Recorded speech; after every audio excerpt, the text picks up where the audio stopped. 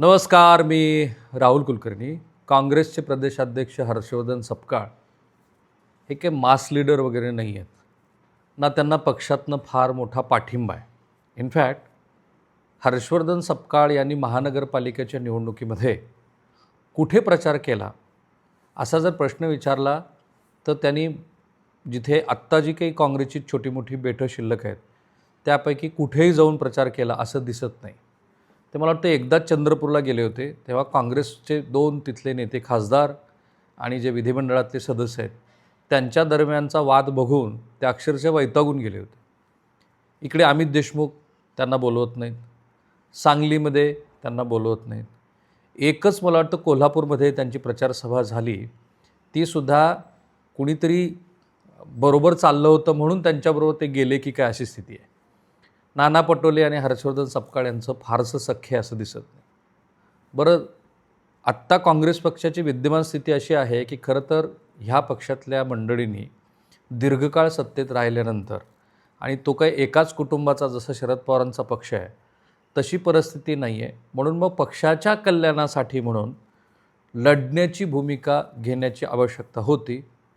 हर्षवर्धन सपकाळ कारण त्यांच्यावरती जबाबदारी आहे म्हणून, आणि ते एका वेगळ्या विचारधारेच्या मानसिकतेतनं आलेले आहे, जो काँग्रेसचा कोर दिसतो आहे मला, ते वगळता काँग्रेसचं नेतृत्व राज्याअंतर्गत कुणीही सत्ताधाऱ्यांच्या विरोधामध्ये राजकीय विरोध करताना दिसत नाही. इनफॅक्ट अहिल्यानगर जिल्ह्यातले एक काँग्रेसचे मोठे नेते हे जर भाजपमध्ये सामील झाले तर फारसं आश्चर्य वाटणार नाही अशी परिस्थिती आहे, कारण त्यांच्या वेगळ्या संस्थांच्या माध्यमातून त्यांना त्रास देण्याचं काम सुरू आहे असं म्हणतात.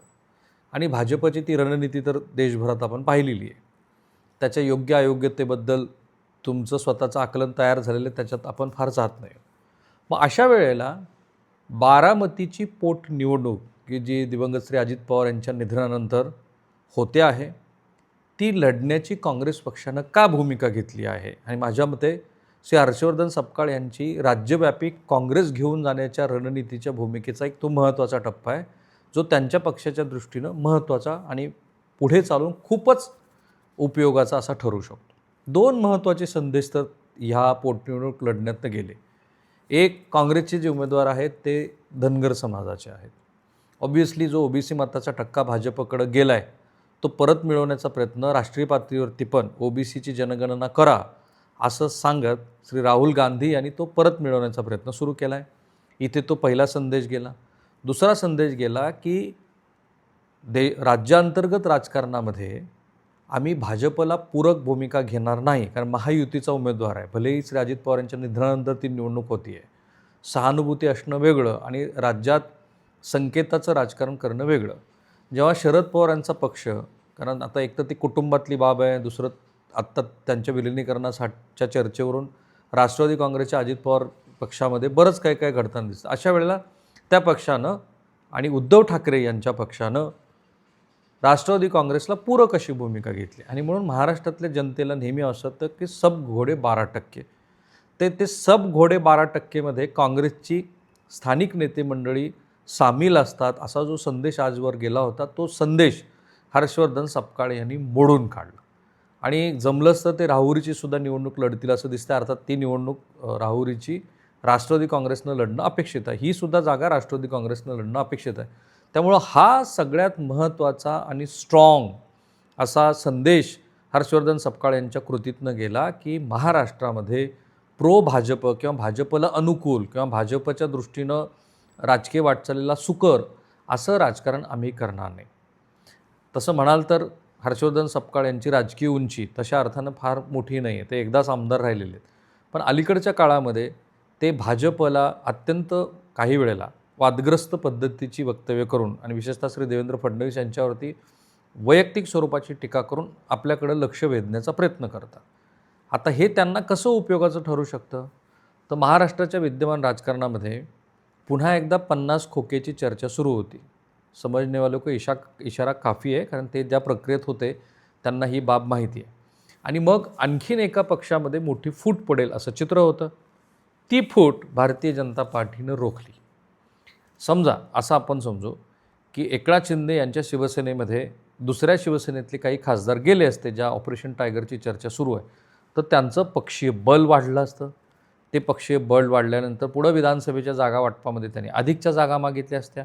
आणि मधल्या काळामध्ये आज जो काही तोंड दाबून बुक्क्याचा मार भाजपकडनं सुरू आहे, सातारा, संभाजीनगर उदाहरण आहेत आपल्यासमोर, मध्ये अंबरनाथ आणि त्या परिसरात जे काही झालं ते. त्यामुळं तोंड दाबून बुक्क्याचा मार सुरू असताना काहीतरी प्रतिकार करण्याच्या भूमिकेमध्ये आपण आहोत असंही त्यांना दाखवता आलं असतं. आणि म्हणून दिल्ली भेटीच्या दरम्यान एकनाथ शिंदे यांनी जी काही मांडणी केली होती, जे काही जाळं विणलं होतं, त्या जाळ्याला कातरण्याचं काम बहुधा भाजपच्या स्थानिक नेतेमंडळीनं केलं असं म्हणतात. आणि म्हणून ऑपरेशन टायगर थांबलं. व तिकडे तुतारीमधनं पण काही लोक यायला इच्छुक आहेत, त्यांची पण इच्छा होती, त्यांना तर थांबायचंच नाही आहे विरोधी पक्षात, त्यामुळे त्यांना पण आपल्याकडं घेण्याच्या प्रयत्नाला सुरुंग लावला गेला. आणि राष्ट्रवादी काँग्रेसमध्ये आत्ता जे काही घडतं आहे अजित पवारांच्या पक्षात, त्यालाही भाजपची साथ, संमती, सहमती असणं आवश्यक आहे. ती काही मिळताना दिसत नाही. देवेंद्र फडणवीस यांनी स्पेसिफिकली सांगितलेलं आहे की राष्ट्रवादी काँग्रेसच्या विलिनीकरणासंदर्भात भाजपला विचारायलाच हवं. आता म्हणाल तर दुसऱ्या पक्षामधला हा हस्तक्षेप आहे आणि त्याला ते असं म्हणतील की सत्ताधारी घटक पक्ष आहेत म्हणून प्रतिमा आणि हे सगळं म्हणून आम्हाला विचारलं हवं. खरं तर भारतीय जनता पार्टी दोन्हीही आपल्या सहकारी मित्रपक्षांना कंट्रोल करताना दिसतोय. तो त्यांच्या व्यापक रणनीतीचा भाग असावा, कारण 2029ला त्यांना स्वबळावरती निवडणूक लढायची आहे आणि ती जिंकून आणायची आहे. स्वतः अमित शहा यांनी मुंबईत आल्यानंतर कोणीही अशा पद्धतीच्या वक्तव्याची अपेक्षा केलेली नसताना आपल्याला आता तिन्ही कुबड्यांची किंवा कुबड्यांची गरज नाही आहे अशा पद्धतीचं वक्तव्य केलं. तेव्हापासून ते 2026 एप्रिलपर्यंतची स्थिती अशी आहे की भाजपचा एकला चालोरेचा नार आहे. आणि अर्थात भाजपच्या दोन नेतृत्वामध्ये जो काही संघर्ष सुरू आहे त्याच्याही अधूनमधून चर्चा असतात. सो आत्ता महाराष्ट्रात चित्र काय, तर विरोधी पक्ष नावालासुद्धा शिल्लक नाही आहे. आणि अशा वेळेला जर हर्षवर्धन सपकाळ महाराष्ट्रात काँग्रेस व्यापण्याच्या दृष्टीनं प्रयत्न करत असेल तर ती त्यांना दीर्घकालीन रणनीतीसाठी उपयोगी गोष्ट आहे. अर्थात ह्यात सातत्य किती राहतं, श्री शरद पवार स्वतःचा इन्फ्लुएन्स वापरून दिल्लीतनं किती बदल घडवून आणतात, काँग्रेसचे इथले जे स्थानिक नेतृत्व आहे ते सपकाळांना किती काळ आणि कशा पद्धतीनं काम करू देतात.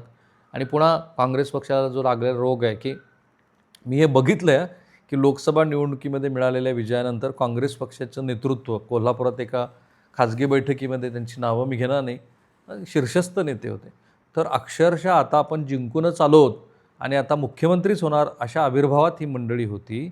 त्याला महाराष्ट्रातल्या जनतेनं सुरुंग लावलं.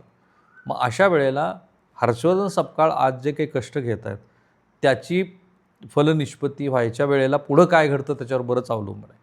पण काँग्रेसच्या विस्तारासाठी, कारण महाराष्ट्रामध्ये विरोधी पक्षाची स्पेस कायम राहिली आहे. महाराष्ट्र कशाला देश पातळीवरती अजूनही काँग्रेसची आत्ता तर वाढलेली असतील, कारण ती 20% मतं होती. अँटी इन्कम्बन्सचा फॅक्टर 15 वर्षाच्या कारभारानंतर येतो, दिसलं आहे ते. मागच्या वेळेला 101 जागावरती काँग्रेस आली.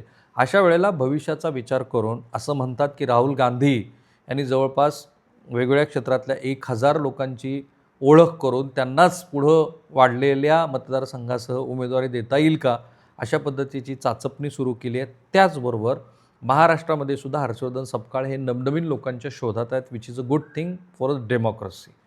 त्यामुळं त्यांच्या ह्या प्रयत्नामध्ये ते हरिपाठ पण म्हणतील.